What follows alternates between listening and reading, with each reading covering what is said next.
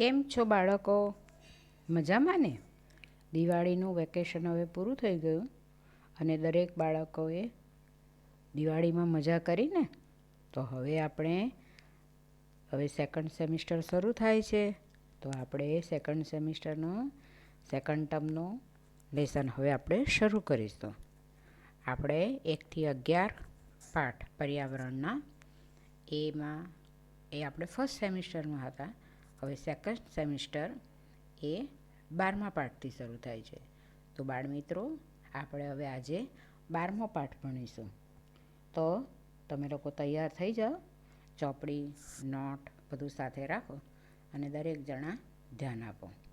તો પાઠ 12, જો આ ખૂટી જાય તો. આ પાઠ આજે આપણે ભણવાનો છે. તો આ પાઠની અંદર આપણે ઉર્જા વિશે છે એની વાત કરવામાં આવેલી છે. અને આ ઉર્જા આપણને જ્યાંથી મળે છે, ઉર્જા એટલે કે કોઈ પણ વસ્તુ કે કોઈ પણ કાર્ય કરવાની ક્ષમતા, એને આપણે ઉર્જા કહેવાય. એટલે કોઈ પણ કાર્ય કરીએ એની આપણને ક્ષમતા, એની વસ્તુ ક્યાંથી આપણે કરી શકીએ, શાના દ્વારા કરી શકીએ, તો એ ઉર્જા, શક્તિ. અને જે ઉર્જા આપણને જ્યાંથી મળે તેને ઉર્જાના સ્ત્રોત કહેવામાં આવે છે. એટલે જ્યાંથી મળે આપણને તેને ઉર્જાનો સ્ત્રોત કહેવામાં આવે. દાખલા તરીકે આપણને પ્રકાશ, એ ઉર્જા કહેવાય. અને એ ઉર્જા આપણને ક્યાંથી મળે છે? સૂર્ય. બરાબર? એટલે સૂર્ય શું થયું? ઉર્જા સ્ત્રોત કહેવાય છે. બરાબર? તો આવી રીતે આ પાઠની અંદર આપણે હવે એ બધી વસ્તુ જો ખૂટી જાય તો શું? સૂર્ય તો એ કુદરતી છે ને, એ આપણને મળવાનો જ છે. પણ એવી બીજી ઘણી ઉર્જાના સ્ત્રોત છે કે જે મર્યાદિત છે, અને તે ખૂટી જાય તો શું થાય એ આપણે હવે આ પાઠમાં જોવાનું છે. તો બાળમિત્રો, તમે હવે ધ્યાન આપો. તો બસની મુસાફરી. તો આજે અમે શાળામાંથી અડાલજની વાવ ઉજાણીએ જવાના હતા, જે અમદાવાદથી આશરે 18 કિલોમીટર દૂર આવેલી છે. અમે રસ્તા ઉપર વાહનો ગણવાના શરૂ કર્યા. અમારામાંથી કેટલાક લોકોએ સાયકલ ગણી, કેટલાકે બસ ગણી, કેટલાકે કાર અને મોટરસાયકલ ગણ્યા. અબ્રાહમ શું ગણતો હતો? સાયકલ ગણતો હતો, અને તે ઝડપથી કંટાળી ગયો. આ હાઈવે પર થોડી જ સાયકલો હતી. હવે સિગ્નલ પર લાલ લાઇટ થઈ ત્યારે ડ્રાઈવરે શું કર્યું? બ્રેક મારી.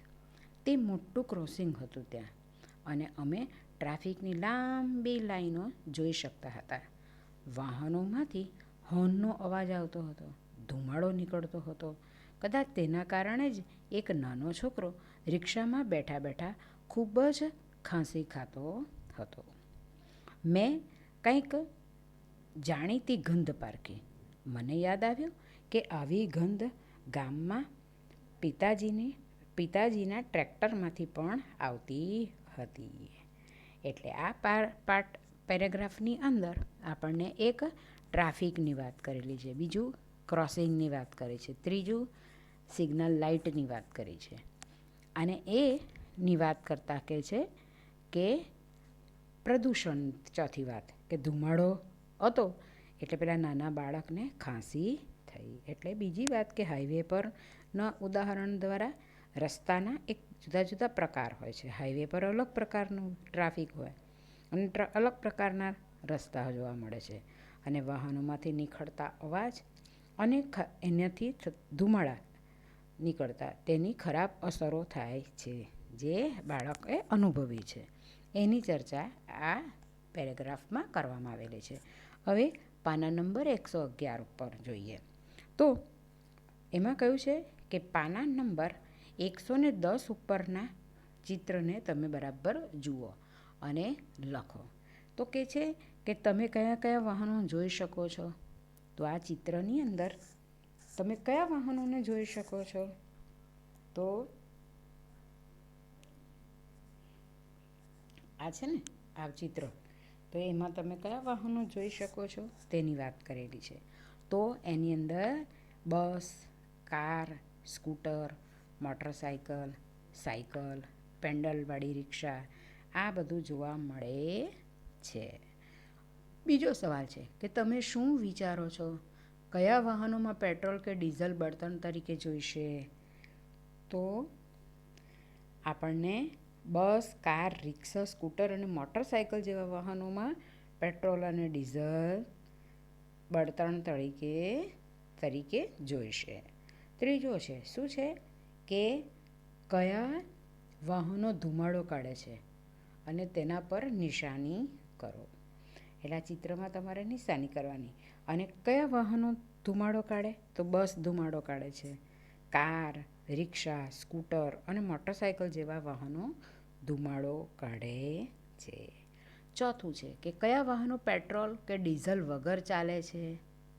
તો પેટ્રોલ અને ડીઝલ વગર કયું? સાયકલ ચાલે ને. તમે સ્કૂલે સાયકલ પર આવશો તો પેટ્રોલ પુરાવશો સાયકલમાં? ના, એ કેવી ચાલે છે? પેટ્રોલ અને ડીઝલ વગર ચાલે છે. બીજું પેન્ડલ રિક્ષા, આપણે સાયકલની પાછળ રિક્ષા જેવી આવે ને, તે પેન્ડલ ચલાવીને લઈ જાય છે ને, તેમાં પણ પેટ્રોલ કે ડીઝલ વપરાતું નથી. પછી અમુક શહેરોમાં છે ને રિક્ષા, કાર કે બસ એ પેટ્રોલ અને ડીઝલ વગર ચાલે છે.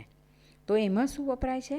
સીએનજી અને અથવા તો વીજળીથી ચાલતી હોય છે. બરાબર.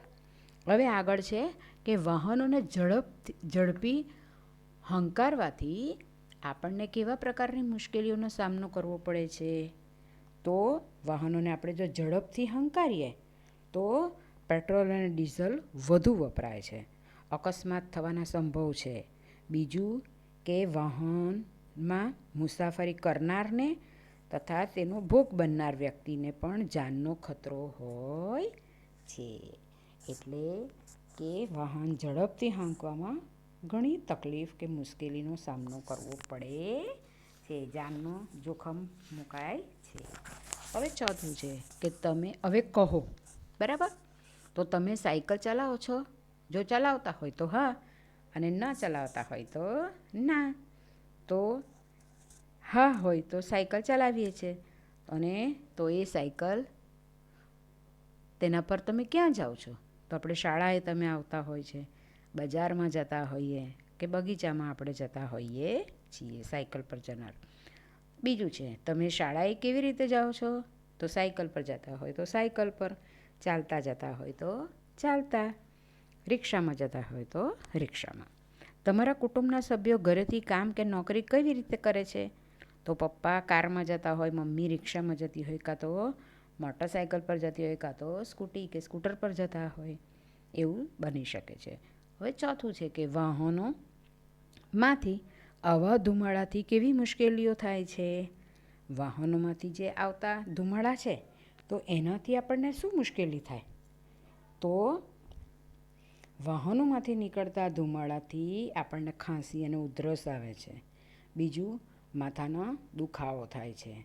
ત્રીજું, આંખમાં બળતરા થાય, અસ્થમા જેવો રોગ થાય. બીજું કે ફેફસાને લગતા કોઈ રોગોના ભોગ બનીએ છીએ. ને હવામાં પ્રદૂષણ ફેલાય છે. ત્યાર પછી આગળ શું કહે છે કે ધુમાડાથી આપણને ગૂંગળામણ પણ થાય છે.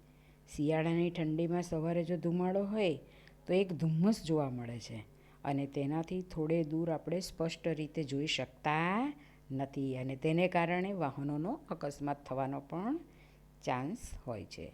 આમ વાહનોમાંથી આવતા ધુમાડાથી ઘણી બધી મુશ્કેલીઓ ઉત્પન્ન થાય છે.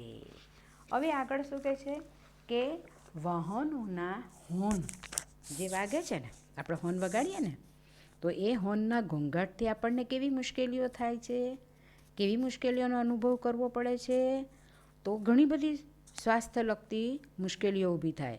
માથું દુખે, માનસિક તાણ થાય, અણગમો પેદા થાય, કાનમાં ધાક પડે, પછી લાંબા સમય સુધી ઘોંઘાટ રહેવાથી બહેરાશ પણ કાનમાં આવી શકે છે. સ્વભાવ ચીડિયો થઈ જાય છે. રાત્રિના સમયે હોર્નમાં ઘોંઘાટથી નજીક રહેતા લોકોની ઊંઘમાં ખલેલ પહોંચે છે, એટલે કે ઊંઘ ઉડી જાય છે એ લોકોની. આવા હોર્ન વગાડવાથી પણ મુશ્કેલીઓ સર્જાય છે, એટલે કે અવાજનું પ્રદૂષણ, અને પેલું ધુમાડો એ હવાનું પ્રદૂષણ ફેલાય છે. બરાબર.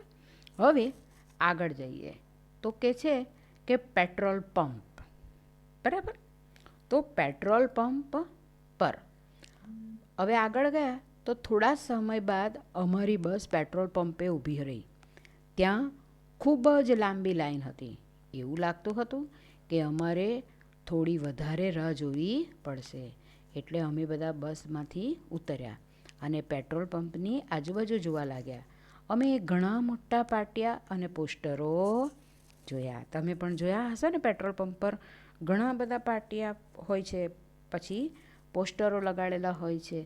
તો એ એક કયા પોસ્ટરો હતા તો તેની વાત કરેલી છે પાન નંબર 112 ઉપર. તો કે છે કે પેટ્રોલ અને ડીઝલ કાયમ માટે રહેશે નહીં, તમારા બાળકો માટે તે બચાવો. પછી બીજું શું લખેલું હોય છે કે દરેક ટીપું વધુ સમય ચાલે તેમ કરો. પછી ત્રીજી સૂચના શું હોય છે કે જ્યારે તમે કાર ઊભી રાખો ત્યારે એન્જિન બંધ કરો. અને તારીખ લખેલી હોય છે કે 6/6/2019 અને એના ભાવ લખેલા હોય છે પેટ્રોલના અને ડીઝલના, કે 1 લીટરના 68 રૂપિયા ને 64 પૈસા અને બીજું 1 લીટર એટલે ડીઝલનો ભાવ હોય તો તે કે 68 રૂપિયા ને 25 પૈસા. આવા ભાવ લખેલા હોય છે. હવે આ જોયું આ બાળકોએ અને પછી કહે છે કે અમે સમજી ન શક્યા કે પેટ્રોલ અને ડીઝલ કાયમ રહેશે નહીં એવું શા માટે લખેલું હતું. અને અમે પેટ્રોલ પંપ પર કામ કરતા એક કાકાને તેના વિશે પૂછવા વિચાર્યું. અને એમને વિચાર આવ્યો કે આવું કેમ લખ્યું હશે, બાળક છે ને લોકો તો, એટલે બાળકોને આવો વિચાર આવે, તમને પણ આવો વિચાર આવે કે આવું કેમ લખ્યું હશે કે કાયમ રહેવાનું નથી. તમને પણ ખબર ના હોય તો તમને બી એવો વિચાર આવે ને. તો આપણે આ પાઠ દ્વારા માહિતી મેળવીએ કે આવું કેમ લખ્યું હશે. તો એને માટે કહે છે કે અબ્રાહમે પેલા કાકા હતા ને જે પેટ્રોલ પંપ પર, તેમને પૂછ્યું કે કાકા આપણે પેટ્રોલ અને ડીઝલ ક્યાંથી મેળવીએ છીએ. તો ત્યારે પેલા કાકાએ કહ્યું જમીનમાં ઊંડે, ખૂબ જ ઊંડેથી. મંજુ કહે પરંતુ તે ત્યાં કેવી રીતે બને છે. ત્યારે કાકાએ કહ્યું કે તે પ્રાકૃતિક રીતે બને છે, પરંતુ ખૂબ જ ધીમે બને છે. તે માણસો દ્વારા કે યંત્રથી બનતું નથી. અબ્રાહમ કહે તો પછી આપણે તેને ખરીદવાની જરૂર જ નથી. આપણે તેને આપણી જાતે જ બોરવેલનો ઉપયોગ કરી અને પાણી ખેંચીએ તેમ તેને લઈ શકીએ ને. કારણ કે બાળક છે એટલે એના મનમાં એવું વિચાર, તમને બી એવું થાય ને કે જમીનની અંદર થાય તો આપણે પેલું પંપથી પાણી કેવું ખેંચીએ, બોરવેલથી આપણે એટલે મોટર સ્વિચ પાડે એટલે પાણી બહાર આવે ને, એવું આપણાથી કેમ ના થાય, એવું કરી દઈએ તો ચાલે. ત્યારે કાકાએ કહ્યું કે એ દરેક જગ્યાએ જોવા મળતું નથી, પરંતુ આપણા દેશમાં તે કેટલીક જગ્યાએ મળી આવે છે.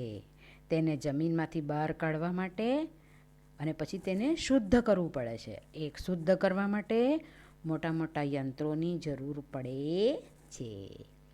હવે એટલે આ રીતે એમને સમજાવ્યું કે કોઈ પણ જમીનની અંદર એક ખનિજ તત્વ, ખનિજ તેલ હોય અને એ કાચું હોય અને તેને બહાર કાઢે, પછી તેને શુદ્ધ કરવામાં આવે અને પછી તેને આ પેટ્રોલ ડીઝલ એવું બધું બનાવવામાં આવે છે.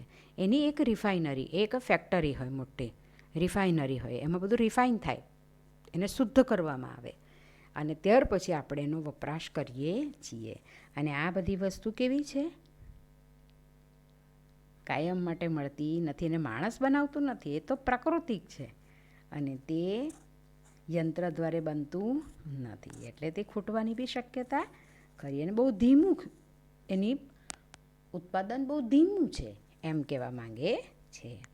એટલે હવે આપણે જોઈએ પાના નંબર 113 ઉપર.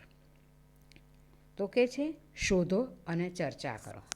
તો ભારતના કયા રાજ્યોમાં તેલ ક્ષેત્રો છે, એટલે રિફાઇનરી ફેક્ટરીઓ હોય ને બધી રિફાઇન તેલ કાઢવાની ક્ષેત્રો, એ ક્યાં ક્યાં આવેલા છે ભારતમાં. તો કે અસમમાં, અરુણાચલ પ્રદેશમાં, પશ્ચિમ બંગાળમાં, ગુજરાત, મહારાષ્ટ્ર અને આંધ્રપ્રદેશ, આ રાજ્યોમાં તેલના ક્ષેત્રો એટલે કે તેલ કાઢવાના કેન્દ્રો આવેલા છે. અહીંયાથી આપણને તેલ મળી આવે છે. બરાબર. બીજો સવાલ છે કે ખનિજ તેલ સિવાય જમીનમાં ઊંડે બીજું શું શું મળી આવે છે? ખનિજ તેલ તો મળે છે, તો એના સિવાય બીજું શું મળે છે? તો ખનિજ તેલ સિવાય કોલસો, કુદરતી ગેસ અને બીજા ઘણા બધા પ્રકારના ખનિજો જેવા કે લોખંડ, તાંબુ, સોનું, બોક્સાઇડ એટલે કે એલ્યુમિનિયમ, આ બધી વસ્તુઓ આપણને જમીનની અંદરથી મળે છે. હવે કુદરતી ગેસ, આપણે ત્યાં પાઇપલાઇન છે ને, ગેસની પાઇપલાઇન ઘણાની જગ્યાએ ઘેરે છે ને, તો એ પાઇપલાઇન શું એક કુદરતી ગેસ છે, એના દ્વારા આપણે બળતણ તરીકેનો ઉપયોગ કરીએ છીએ. બરાબર. એ બધું આપણને ક્યાંથી મળી આવે છે? જમીનના ઊંડેથી મળી આવે છે. હવે ત્રીજું છે કે ટ્રાફિકના નિયમો વિશે જાણો અને વર્ગમાં ચર્ચા કરો. તો ટ્રાફિકના નિયમો તો ઘણા છે અને આપણે ધ્યાનમાં રાખવા જોઈએ. તો એ નિયમો કયા છે? તો કે વાહન હંમેશા રોડની ડાબી બાજુ તરફ ચલાવવું જોઈએ, ફરજિયાત છે. પછી ટ્રાફિક વધુ હોય ત્યારે વાહનને ઝડપથી ચલાવવું જોઈએ નહીં, મર્યાદિત ચલાવવું જોઈએ. 4 રસ્તા હોય ત્યાં ટ્રાફિક સિગ્નલને હોય છે, બરાબર, તો એ સિગ્નલનું અનુસરવું જોઈએ. લાલ લાઇટ હોય તો આપણે વાહનને થંભાવવું જોઈએ, લીલી લાઇટ હોય તો આગળ લઈ જવું જ પડે, પીળી લાઇટ હોય તો વાહન બીજા છેડા વાહનોને આગળ વધવા માટે તૈયાર થઈ જવું પડે છે. તમારે જે બાજુ વળાંક કરવો હોય ત્યાંની સાઈડ લાઇટ એટલે કે સિગ્નલ લાઇટ આપણે બતાવવી પડે છે. બમ્પર હોય, શાળા હોય કે દવાખાનું હોય કે જાહેર સ્થળો હોય તો ત્યાં વાહનને આપણે ધીમું પાડવું જોઈએ. રસ્તા પર વિવિધ સિગ્નલો હોય તો તેનું આપણે તે નિયમોને અનુસરવું જોઈએ. અને રાહદારીઓ માટે 4 રસ્તા પર જે રસ્તો ઓળંગવા માટે ઝીબ્રા ક્રોસિંગ છે એનો ઉપયોગ થવો જોઈએ. આ એક ટ્રાફિકના નિયમો છે. બરાબર. હવે આગળ છે કે આપણે પેટ્રોલ અને ડીઝલનો વિવેકપૂર્વક ઉપયોગ કરવો જોઈએ. શા માટે? બરાબર. તો કેમ આપણે એનો ઉપયોગ કરવો જોઈએ? ડીઝલનો અને પેટ્રોલનો વિવેકપૂર્વક કેમ ઉપયોગ કરવો જોઈએ? કારણ કે આજના યુગમાં જે રીતે વાહનનો વપરાશ વધી રહ્યો છે, આપણે જરા વારે બી વાહન લઈને નીકળી પડે છે, બરાબર ને? અને એક ઘરમાં કેટલા બધા વાહનો હોય છે ને? સ્કૂટર, મોટર, 2-3 સ્કૂટર હોય, દરેક માણસે સ્કૂટર હોય છે, તો કેટલો બધો વપરાશ વધી ગયો છે. અને એના કારણે પેટ્રોલ અને ડીઝલ પણ એટલું જ વધારે વપરાય છે. અને જોતાં એમ કહી શકાય કે હવે આગામી 50 વર્ષ સુધી ચાલે એટલો જ ખનિજ તેલનો જથ્થો જમીનમાં રહ્યો છે. એટલે પેટ્રોલ અને ડીઝલ જેટલું ઝડપથી વપરાય છે એટલું ઝડપથી જમીનમાં બનતું નથી. તેથી જમીનની અંદર બનતા તેને લાખો વર્ષો લાગે છે. તેથી જ આપણે પેટ્રોલ અને ડીઝલનો વિવેકપૂર્વક ઉપયોગ કરવો જોઈએ. એટલે આવી વાત આપણે કરી છે. હવે પાછળ પેલી ચર્ચા આગળ ચાલી. પેલા બાળકો એકબીજાની ચર્ચા કરે છે. દિવ્યા કહે શું પેટ્રોલ ખૂટી જવા આવ્યું છે? પોસ્ટરમાં કહે છે કે પેટ્રોલ કાયમ રહેવાનું નથી. તો આગળ આપણને વાત કરીને કે હવે જમીનની અંદર કેટલો 50 વર્ષ ચાલે એટલો જ જથ્થો છે એવું કીધું છે ને, તો ખૂટી પણ જઈ શકે છે. ત્યારે કાકા કહે આપણે તેને જેટલું ઝડપથી કાઢીએ છીએ તેટલું ઝડપથી તે બનતું નથી. આપણે જેટલું વાપરીએ છીએ એટલું પાછું અંદર બનતું નથી. જમીનની અંદર તેને બનતા લાખો વર્ષો લાગે છે. અબ્રાહમ કહે જો ઓઇલ ખૂટી જશે તો વાહનો કેવી રીતે ચાલશે? તો મંજુ કહે સીએનજીથી. મેં ટીવી પર જોયું હતું કે જે વાહનો સીએનજીથી ચાલે છે તે ઓછો ધુમાડો કાઢે છે. એટલે બાળક છે ને, તમને બધાને તો હોશિયાર હોય એટલે તમે એ બધી વાત કરી દીધી કે આવી રીતે ચાલી શકે, આમ ચાલે, સીએનજી બી અત્યારે તો છે. ત્યારે પેલા કાકા હસે છે અને તે કહે છે કે તે પણ જમીનની નીચે જ બને છે અને એ પણ કેવું છે? મર્યાદિત છે. એ પણ ઝડપથી વધતું નથી. દિવ્યા કહે વાહનો ચલાવવા માટે વિદ્યુતનો ઉપયોગ થઈ શકે છે? મેં વિદ્યુતથી ચાલતી મોટરસાઇકલ જોઈ છે. અબ્રાહમ કહે આપણે કંઈક કરવું જોઈએ, નહીં તો જ્યારે આપણે મોટા થઈશું ત્યારે મુસાફરી કેવી રીતે કરીશું? એને બી ચિંતા થઈ ગઈ ત્યારે દિવ્યા કહે, જો રસ્તા પર વાહનો ઓછા થઈ જાય ને તો મારા દાદી ખુશ થઈ જાય. તે કહે છે કે જો વાહનો કીડીઓની જેમ લાઈનમાં ઊભા રહે છે, તમે મોટા થશો તો ત્યારે તો શું થશે? તમે લોકો તો શું કરશો? મંજુ કહે, જો આ કારમાં ફક્ત 1 કે 2 જ લોકો બેઠા છે, એટલે એ લોકો જે પેલા પેટ્રોલ પંપ પર ઊભા હતા ને તે પેલી કાર આવી એટલે હમણાં જોયું કે આ કારમાં તો 2-3 બેઠેલા છે. આ બધા જો બસનો ઉપયોગ કેમ કરતા નથી? તો અબ્રાહમ કહે કે તેનાથી પેટ્રોલ બચશે. એક બસમાં ઘણા બધા લોકોને લઈ જઈ શકે છે. મંજુ કહે, જ્યારે હું મોટી થઈશ ને ત્યારે સૂર્યપ્રકાશથી ચાલતી કાર શોધીશ. પછી આપણે તે ખૂટી જશે એવી ચિંતા કરવાની રહેશે નહીં. આપણે તેનો જેટલો ઉપયોગ કરવો હશે ને એટલો આપણે કરીશું. એટલે આ ચર્ચાની અંદર આપણને શું જાણવા મળે છે કે અમુક ખનિજ તેલ એવા છે કે જે ખૂટી જાય છે, મર્યાદિત છે. જ્યારે સૂર્ય એ એવો એક ઉર્જા સ્ત્રોત છે કે જે ખૂટતો નથી. એટલે મર્યાદિત એવા સ્તોત્રો છે અને કોઈ સ્તોત્રો અમર્યાદિત સ્તોત્ર સૂર્ય જેવા છે. બરાબર? એટલે આ એક સૂર્યા ઉર્જાની વાત આ પેરેગ્રાફમાં કરવામાં આવેલી છે. હવે પાના નંબર 114. તો એની અંદર આપણને કહે છે કે પૃથ્વીમાંનો ખજાનો. તો પૃથ્વીમાંનો ખજાનાની વાત કરેલી છે કે પૃથ્વીના પેટાળમાં ક્યાં ઓઇલ છે તે શોધવું સરળ નથી. એટલે આપણે પૃથ્વીના પેટાળમાં ઓઇલ ક્યાં છે તરત મળી જતું નથી. એને શોધવાનું અઘરું છે. વૈજ્ઞાનિકો તેને શોધવા માટે ખાસ તકનીકો વાપરે છે અને યંત્રોનો ઉપયોગ કરે છે. પછી પાઇપો અને યંત્રો દ્વારા પેટ્રોલિયમ ખેંચવામાં આવે છે. અને આ ઓઇલ કેવું હોય છે? ગંધવાળું, જાડું અને ઘેરા રંગનું પ્રવાહી હોય છે. તેની અંદર ઘણી બધી વસ્તુઓ ભળેલી હોય છે અને તેને સાફ કરવા અને તેને જુદું પાડવા માટે રિફાઇનરીમાં મોકલવામાં આવે છે અને તેને રિફાઇન કરવાનું એટલે શુદ્ધ કરવામાં આવે છે. આપણે આ પેટ્રોલિયમમાંથી શું મેળવીએ છીએ? Kerosene, diesel, petrol, engine oil અને વિમાન માટેનું ઈંધણ આ બધું મેળવી શકીએ છીએ.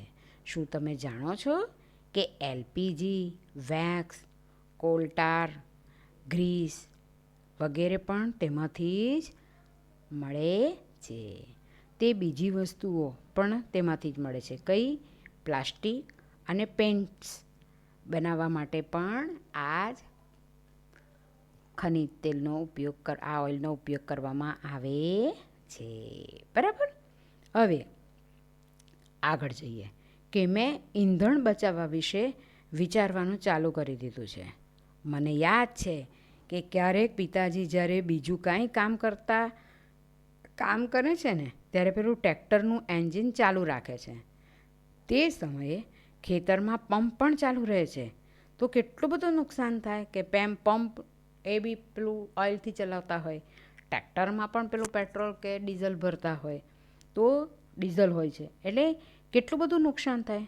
જ્યારે હું ઘેર જઈશ ત્યારે પિતાજી સાથે ચોક્કસ વાત કરીશ. એટલે આ બાળકને બી એવું થાય છે કે આટલું બધું બગડે એના કરતાં હવે ઘેરે જઈને હું આ રીતે થોડીક પણ બચત કરવાનો પ્રયત્ન કરીશ. બરાબર? હવે છે લખો. બરાબર? તો એની અંદર કહે છે બધા વાહનો શાનાથી ચાલે છે? તો બધા વાહનો પેટ્રોલથી, ડીઝલથી કે સીએનજીથી ચાલે છે. થોડાક વાહનો વિદ્યુતથી પણ ચાલે છે અને સાયકલ અને પેન્ડલ રિક્ષા આ જેવા વાહનો એ માનવના શ્રમથી એટલે માનવની મહેનતથી તમે બી સાયકલને પેન્ડલ મારો એટલે તમે શ્રમ કરો ને એનાથી ચાલતા વાહનો છે. બીજું, જો વાહનોની સંખ્યા વધતી જશે તો કેવા પ્રકારની મુશ્કેલીઓનો સામનો કરવો પડશે? ઉદાહરણ તરીકે રસ્તા ઉપર ટ્રાફિક વધશે. તમારા વડીલો સાથે આ વાતચીત કરો અને તેના વિશે લખો. તો સંખ્યા જો વાહનોની વધી જાય તો શું થાય? રસ્તા પર ટ્રાફિક વધે, વાહનોનું અને અવાજનું પણ પ્રદૂષણ થાય, લોકોનું સ્વાસ્થ્ય બગડે, પાર્કિંગની જગ્યાની સમસ્યા ઊભી થાય, અકસ્માતનું પ્રમાણ વધી જાય, પેટ્રોલ અને ડીઝલની અછત ઊભી થાય અને પરિણામે પેટ્રોલ અને ડીઝલ કેવું બનતું જાય? મોંઘું થતું જાય અને ભવિષ્યમાં પેટ્રોલ અને ડીઝલ પણ ખૂટી જાય. બરાબર છે? હવે આગળનો સવાલ છે કે મંજુએ કહ્યું કે દરેક જણ શા માટે બસ વાપરતા નથી? એના વિશે તમે શું વિચારો છો કે લોકો મુસાફરી માટે બસનો ઉપયોગ કેમ નથી કરતા? તો મોટે ભાગે લોકો મુસાફરી માટે બસનો ઉપયોગ નથી કરતા. કેમ? કારણ કે બસ દ્વારા લોકો સમયસર પહોંચી શકતા નથી. બરાબર ને? કારણ કે ફરીને બસ જાય, સ્ટોપ થતી જાય એટલે આપણે સમયસર પહોંચી શકતા નથી. લોકોને બસમાં બેસવા માટે તથા બસમાંથી ઉતર્યા પછી તેમના જવાના સ્થાને પહોંચવામાં ચાલવું પડે છે, એટલે પણ નથી બેસતા કોઈ. આમ કરવામાં એનો ઘણો સમય પણ લાગે છે. બસની રાહ જોઈને ઊભા રહેવું પડે છે અથવા તો બસમાં ભીડ રહેતી હોય છે, ઊભા રહીને પણ મુસાફરી કરવી પડે છે. નાની મોટી બેગ કે સામાન હોય તો તેવા સંજોગોમાં બસની મુસાફરી કંટાળાજનક લાગે છે. બસ કરતાં પોતાના વાહનમાં જવામાં સગવડતા હોય છે. પૈસા અને સામાનની પણ સલામતી રહે છે. પૈસા અને સામાનની સલામતી રહે તથા સમયનો બચાવ થાય એટલા માટે લોકો બસ વાપરતા નથી અને પોતાનું વાહન વાપરે છે. હવે આગળ સવાલ છે કે વાહનોની સંખ્યા વધવાથી પડતી મુશ્કેલીઓમાં નિકાલ માટે ઉપાયો સૂચવો. કે વાહનોમાં સંખ્યા વધે તો મુશ્કેલીઓ થાય, તો એ મુશ્કેલીઓને દૂર કરવા માટે એના ઉપાય શું છે? તો નજીકના અંતરે જવા માટે પગે ચાલીને જવું જોઈએ કે સાયકલનો ઉપયોગ કરવો જોઈએ. સાથે નોકરી કરનારા લોકોને વાહન ભાગીદારીથી કરીને વાહનમાં નોકરી કરવા જવું જોઈએ. એટલે કે શું? એક જ જગ્યાએથી બધા નોકરી કરતા હોય તો 2-3 જણા ભેગા થઈને એક વાહન લઈને જવું જોઈએ. એકલા જવા માટે વ્યક્તિગત કારનો ઉપયોગ ટાળવો જોઈએ. નોકરી કે ધંધા પર જવા માટે જાહેર વાહનનો ઉપયોગ કરવો જોઈએ. ટ્રાફિકની સમજ વધારવા માટે ટ્રાફિક જાગૃતતા અભિયાન ચલાવવા જોઈએ. એટલે આવું કરવાથી વાહનોની સંખ્યા વધવાથી મુશ્કેલીઓ પડે છે તો તેની નિવૃત્તિ આ રીતે વારી શકાય છે. હવે આગળ કહે છે કે જો આપણે ટ્રાફિક સિગ્નલની લાલ લાઇટ પર ઊભા રહેતા વાહનનું એન્જિન બંધ કરીએ તો એનાથી કયા ફાયદા થાય છે? એટલે લાલ લાઇટ હોય તો આપણે આપણું વાહન બંધ કરી દેવું જોઈએ, એન્જિન બંધ કરી દેવું જોઈએ. તો એનાથી શું ફાયદા થાય? કે ટ્રાફિક સિગ્નલની લાલ લાઇટ ઊભા રહીએ અને એન્જિન બંધ કરીએ તો તેનાથી શું થાય છે? કે પેટ્રોલ કે ડીઝલની બચત થાય છે, અવાજનું પ્રદૂષણ પણ ઓછું થાય છે, ધુમાડાથી રાહત થાય છે, એટલે કે હવાનું પ્રદૂષણ ઓછું થાય છે અને ઉર્જા સ્ત્રોતની બચત થાય છે. બરાબર? એટલે આ રીતે આ સવાલના જવાબ આપણે લખી શકીએ છીએ. હવે છે પાના નંબર 115. હવે એમાં એક કોષ્ટક આપેલા છે અને એ કોષ્ટક દ્વારા આપણે લખવાનું છે કે કેટલું ઓઇલ સ્કૂટર, કાર અને ટ્રેક્ટર, તો એક સમયે કેટલું પેટ્રોલ કે ડીઝલ ભરી શકાય? તો સ્કૂટરમાં 5 લીટર ભરી શકાય, કાર હોય તો તેમાં 30 લીટર ભરી શકાય અને ટ્રેક્ટર હોય તો 40 લીટર ભરી શકાય છે. 1 લીટર પેટ્રોલ ડીઝલમાં તે કેટલે દૂર જઈ શકે છે? તો 5 લીટર પેટ્રોલ સ્કૂટરમાં હોય તો 45 કિલોમીટર સુધી જઈ શકે. જો કારમાં 30 લીટર હોય તો 12થી 14 કિલોમીટર ફરી શકે છે આપણી કાર. ને ટ્રેક્ટરમાં જો 40 લીટર પેટ્રોલ હોય તો 8થી 10 કિલોમીટર એ દૂર જઈ શકે છે. બીજું છે કે પેટ્રોલનો ભાવ દરેક શહેરમાં જુદો જુદો હોય છે.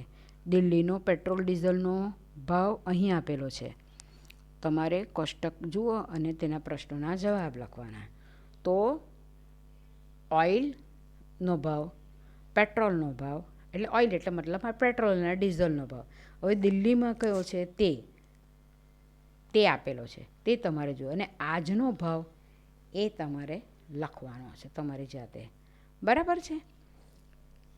અને એ કયો છે તે તમારે લખી દેવાનો છે. એટલે કે એક જ તમને ઉદાહરણ આપીને કહું તો પેટ્રોલ એ 40.62 1 લીટરનો ભાવ, બરાબર, 2009માં. 2014માં 72.26 હતો અને 2019માં 67.47 હતો, બરાબર. અને આજે ભાવ શું છે તે તમે લખવાનો, તે તમને પેટ્રોલ પંપ પર જઈને જોવાનો, તો તમને ખ્યાલ આવશે કે દર દિવસે દિવસે ભાવ વધતા જાય છે. વપરાશ વધશે, પૈસાનું પાણી થશે. એટલે હંમેશા પેટ્રોલ, ડીઝલ કોઈ પણ વસ્તુ વાપરો તો સાવચેતીથી, એટલે કે વિવેકપૂર્વક એનો ઉપયોગ કરવો જોઈએ.